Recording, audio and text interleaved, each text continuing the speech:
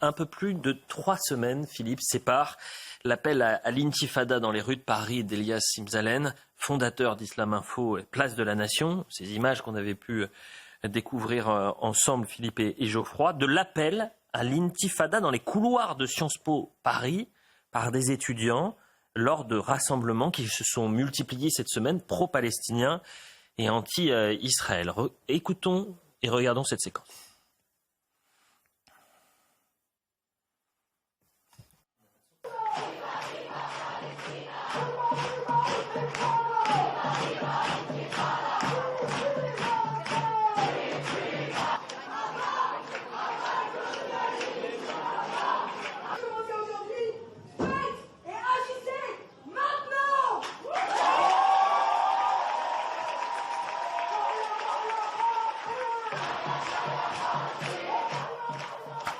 Philippe de Villiers, le ministre de l'Enseignement supérieur, a publié ce vendredi un communiqué où il condamne ces actions dans les couloirs de Sciences Po et des autres universités.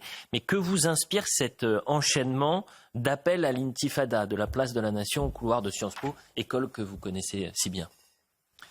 D'abord, en regardant les images, j'ai reconnu la péniche.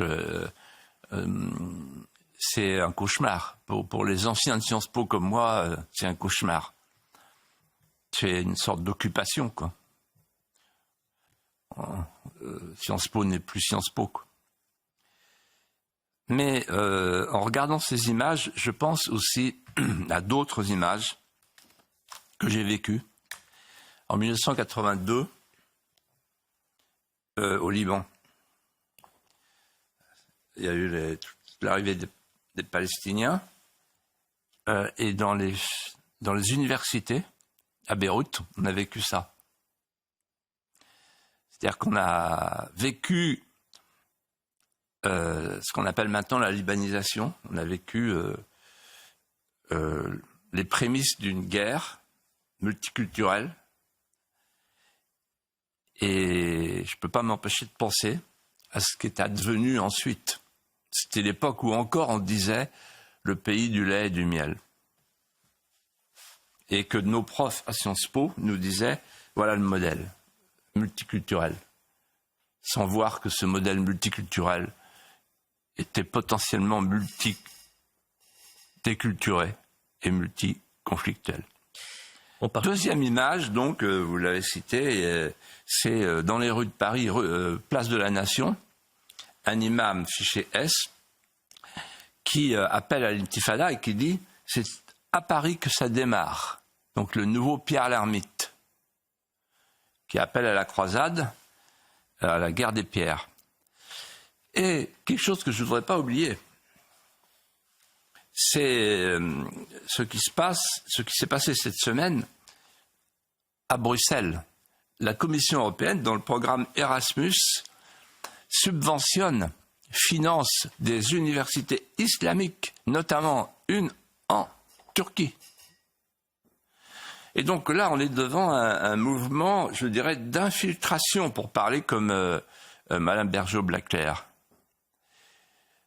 Un mouvement d'infiltration. Qu'est-ce que ça veut dire? L'intifada, c'est un appel à la guerre des pierres, donc à la guerre civile, chez nous, en France. Et on est à la jonction des deux djihad. Le djihad violent, qui mise sur la peur, et le djihad pacifique, qui procède par infusion lente. On est à la jonction des deux, là. Et prenons garde parce que il y a un frérisme d'atmosphère qui travaille auprès des collectivités locales, auprès des associations, dans les universités, parce que la cible du frérisme d'atmosphère, c'est l'école et l'université. Donc on est pile dans le mille, là. Pourquoi? Parce qu'ils veulent acclimater petit à petit, je l'ai déjà dit, mais je le répète, une société charia compatible en France. Et pour ça, ils ont 3 atouts.